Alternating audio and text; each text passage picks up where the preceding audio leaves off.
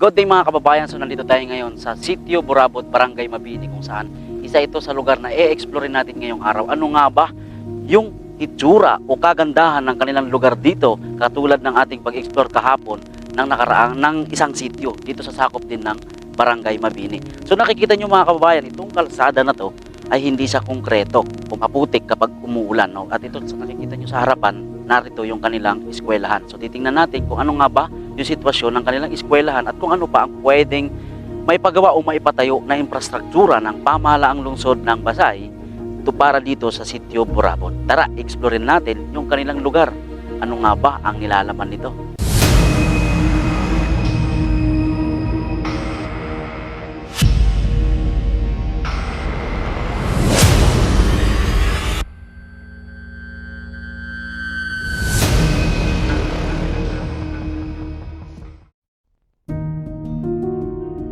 Ngayon ipapakita ko po sa inyo yung kanilang eskwelahan. Nandito po tayo ngayon sa Sitio Burabot Elementary School. Kung makikita nyo, mapapansin nyo, maganda yung kanilang eskwelahan. Katulad po ng ating mga laging sinasabi dahil kaaya-aya naman talaga. Pero meron tayong kunting napansin dito na sana bigyan pansin din ng ating mga lokal na pamahalaan ng Pasay na magkaroon sana ng magandang daanan. Dahil nga po kapag umuulan, katulad po ngayon, ang sitwasyon po natin ngayon dito umulan-ulan. Kaya po madulas yung daan, napakadelikado po ito sa ating mga estudyante. Maaari po silang madulas o maputikan yung kanilang uniform.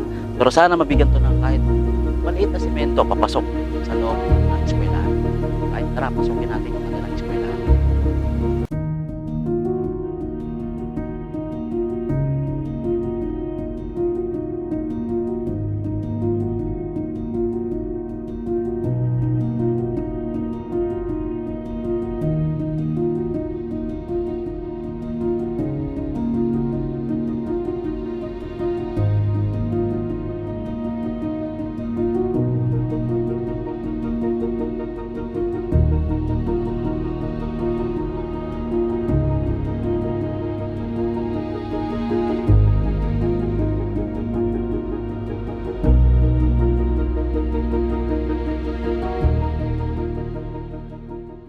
Ayun mga kababayan, nandito tayo ngayon sa kanilang plaza. So nakakatuwang ibalita at ipaalam sa lahat na ang plaza po ng Burabot ay covered court na po siya ngayon. Kasalukuyan, bagong gawa yung kanilang plaza. Mayroon na po silang bubong at napakaganda po nito para sa ating mga kababayan na naninirahan dito at posibleng gumamit sa cover court na ito. Kasi umulan o umaraw, tuloy-tuloy ang event na pwedeng maganap sa lugar na to. Nadayo natin ito ng kanilang super disco. Nung una, wala pa po itong bubong, pero napakaganda po ng update natin ngayon para sa ating mga kababayan na may bubong na po ngayon ang plaza ng Sitio Burabot. So napakaganda, no? Pagitan po ito ng kanilang eskwelahan, isa rin sa magandang lugar, no? Kasi pwedeng pag may event, pwedeng gamitin yung space ng eskwelahan kung sakaling magkukulang yung space dito sa plaza. Pero sa ngayon, isa lang ang pwede nating mapansin, ano? Yung kanilang flooring ay kailangan pa pong i-improve. So kung makikita nyo, may damo pa dito, may bermuda pa. So mas the best po sana kung mabibigyan ulit ng another pondo dito sa Sitio Burabot na maging konkreto ng maayos yung kanilang plaza para maging kaaya-aya at maging presentable sa lahat ng mga pupuntang bisita at the same time kung mayroong gagawing event. Kasi sa tingin ko po, sa nakikita natin pwede pong pumasok yung tubig ulan kapag umuulan dahil nga po wala pa siyang masyadong drainage sa bawat paligid. Kaya ginawa na lang po nila ng hukay muna pansamantala yung bawat gilid para kahit papano hindi po pumasok at mapasa ng tubig dito sa loob ng plaza. Pero isa sa napakaganda, covered court na po yung kanilang plaza. Hindi po kagaya sa Sitio Biga na hindi pa po talaga nabubungan. Sana, no? Sana labigyan po ng pondo itong Sitio Burabot na floringan, maganda yung kanilang plaza. Mga kababayan, idadagdag ko lang, yung kanilang plaza hindi pa po pala kumpleto. No, meron pa siyang kulang na bubong. Kung makikita niyo po itong mataas na bahagi ng lupa, kailangan pa po ito bungkalin dahil yung plaza hanggang dito pa po pala ito. Dito. Kung makikita niyo po itong poste na to at saka ganun din dito sa kabila, ito po yung hangganan ng kanilang plaza. So meron pa po talaga kailangan i-kumpuni, kailangan po matanggal itong lupa na to at the same time mapatag yung lugar para maging covered court na talaga siya, kumbaga maging kumpletong plaza kasi yung napakaiksi nga naman kung magkakaroon ng liga dito. So hindi aabot yung dalawang court, may ring doon at may ring dito. May bundok na lupa dito, so hindi po talaga siya malalaruan 100% ng ating mga kabataan, no? So sana mapansin, ito lang po ay update, no? Hindi po natin inuutos sa lahat ng ating mga nakaupo ngayon, na politiko, hindi po natin inuutos sa kanila, bagkus sana malingon po nila itong Sitio Burabod na sana matanggal po itong lupa na to, no? At makumpleto ulit yung bubong dahil mayroon ng bubong po yung lagpas kalahati, siguro masasabi natin 3/4 yung nabubungan, no? Kasi lagpas kalahati na. So kunti na lang, kunting kembot na lang, malapit nang matapos. Sana malingon no, matanggal ng lupa. Yun lang mga kababayan.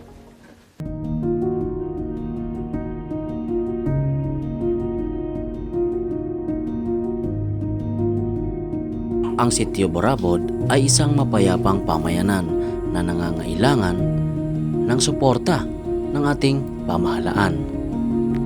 Dito pansamantala naputol yung ating vlog dahil sa medyo masama yung panahon at bumunga din sa atin ang number 1 problema ng ating mga kababayan dito sa Sitio Burabod. Sa mga oras na ito, bumuhos na ang napakalakas na ulan habang kami nagpapahinga.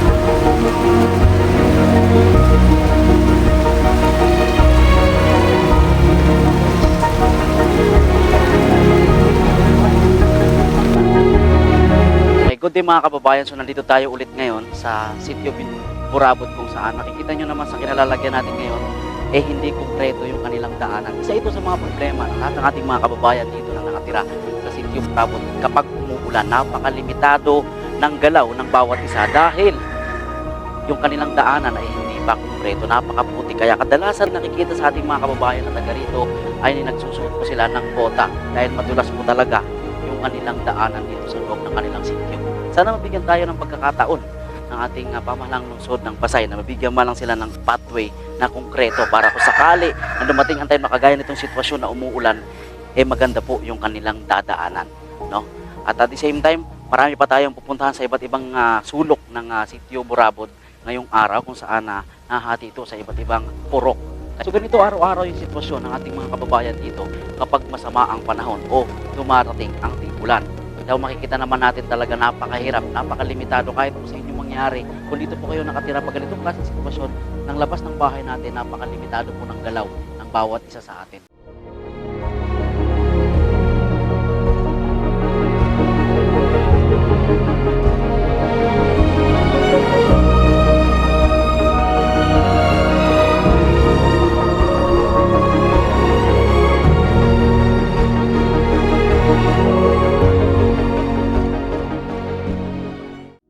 So, ayun mga kababayan, nandito tayo ulit ngayon sa ibang parte ng Sitio Burabod. Dito po yung Purok 4. Medyo mataas na bahagi itong lugar na to, na Purok 4, kumpara dun sa baba na kung saan doon tayo tumambay kanina habang umuulan. So, itong Purok 4, makikita naman natin, marami din mga bahay dito, no? Pero isa sa pinakamaganda rito, hindi sila masyadong maputik kagaya dun sa baba. Pero, again, pinapanawagan pa rin natin na mabigyan po sila ng konkretong pathway para maging maayos yung kanilang daraanan. Napakahirap po talaga. First time po nating ikutin yung sulok po ng Sitio Burabod, kaya naman napakahirap para sa atin. Ako nakasapatos, pero dahil masama ang panahon ngayon, nag-uulan-ulan po dito sa kanila, napakaputi po ng kanilang mga lugar. So nandito naman tayo sa isang purok ng Sitio Burabod. Ito po yung Purok 1. No, kung makikita nyo mga kababayan, galing dito sa highway, dito po yung daan nila pababa, at kagaya na sinabi natin kanina, maputik din yung kanilang daanan. Wala din silang konkretong pathway papunta doon sa Purok 1 ng Sitio Burabod.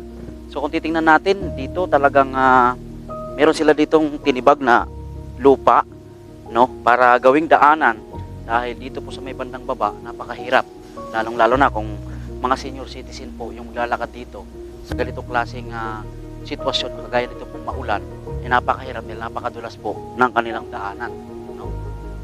Ang pinaka mahirap dito na parte mga kababayan, in case of emergency na ganitong klaseng sitwasyon ng daanan, paano po maidadala yung emergency cases like pasyente papuntang ospital kung ganito yung dadaanan. So hindi magiging mabilis yung pag-travel ng isang emergency cases pag ganitong klase yung daanan papunta sa ating mga pamayanan. Sana po kung meron man tayong extra o meron man pinaplano yung ating gobyerno na mga proyekto na magsasaayos ng mga daanan ng ating mga kababayan, sana isa po yung Sitio Burabod mabigyan ng pagkakataon sila na magkaroon ng pathway na konkreto. At tuluyan nating in-explore ang nakahiwalay na purok ng Sitio Burabod. Naglakad tayo. Hindi natin masukat kung ilang metro ang layo mula kalsada papasok papuntang Purok 1. Malapit na po tayo dito sa Purok 1 ng Sitio Burabod. Yung makikita natin na dito na po yung ating kabahayan. Kanina mula doon tayo sa kalsada naglakad papunta po dito. So hanggang makarating tayo dito sa kanilang lugar, ganun pa rin po yung kanilang daanan. Hindi pa rin talaga konkreto. So sa madaling salita, hindi pa po talaga nasisimulan na maging konkreto yung kanilang daanan.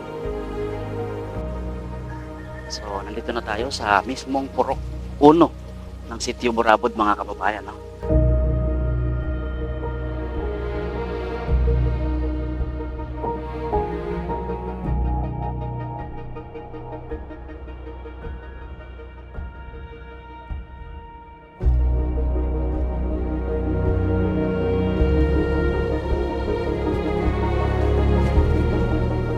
So ayun mga kababayan, dito tayo mismo sa pinakagitna ng Purok 1 Sitio Burabod. Talagang maganda po yung lugar, no? Kagaya po ng sinabi natin kanina, ang pinakahiling lang po natin, sana mabigyan po sila ng pathway konkreto para maging maayos at presentable ang ating mga kababayan na naninirahan dito. So ayun mga kababayan, no, ipapakita ko naman sa inyo yung kanila pong simbahan dito po sa Sitio Burabod. Medyo ang pagkakaiba po ng ibang mga simbahan, nasa kadalasan nandun sila sa loob ng sitio mismo. Ito po nakahiwalay, no? Dito po sa tabi ng kalsada. Advantage po ito tuwing may pupuntang pari para magbisa dito during fiesta ng kanilang sitio, magiging madali po yung pagpunta ng ating pari dahil po malapit lang sa kalsada. Yan. Ito po yung kanilang simbahan, no? So marami pa pong pwedeng ipaayos dito sa kanilang simbahan. Baka pwede pong mabigyan natin sila ng extra pondo para nang sa ganun maging konkreto din po ang pader nito para presentable kapag mayroong mga event o fiesta na gagamitin yung pong simbahan nila. No, kung kapansin-pansin po dito, medyo marumi yung kanila pong simbahan. Siguro po wala pong nag-maintenance para malinis po ito. At the same time, mayroon din tayo nakita mga dumi at dahon na laya. No? Kasi nandito po yung kanilang santo. Ito po kanilang simbahan. So mayroon namang mga upuan. Maluwag po yung lugar. Kaya lang po, magiging saglit naman, to be honest mga kababayan, hindi po talaga sa nalilimutan. Sana po mayroong mag-maintenance na ganito natin mga kababayan. Samahan niyo po sana kami hanggang sa dulo ng ating ginagawang ito. Bilang suporta po sa ating mga ginagawa, isang like at share naman po dyan bilang suporta at para ipagpatuloy po namin yung ganitong klaseng pag-explore sa iba't ibang lugar dito po sa ating pinakamamahal na basahin. Maraming salamat po. Mabuhay and God.